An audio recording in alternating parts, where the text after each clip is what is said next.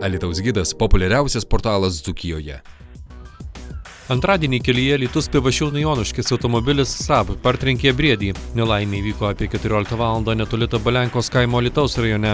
Vairuotojas pasakojo, kad važiuojant Alytaus link, staiga iš miško iššoko briedis. Jokių galimybių sustabdyti nebuvo. Briedį automobilis parbloškė į pakelės griovį. Gyvūnas iškart nugaišo.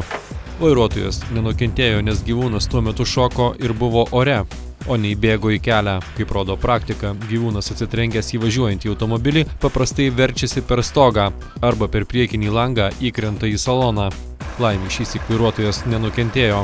Įvykio vietoje dirbo aplinkosaugininkai, briedį pavyko iškelti tik pagelbėti sutikusio miškovežio vairuotojo dėka. Nugaišęs gyvūnas įkeltas į priekabą, jį išsivežė medžiotojai. Vairuotojas sako, kad kasko draudimu automobilis nebuvo apdraustas, jo taisyti neapsimokės. Transporto priemonę išgabeno evakuatorius.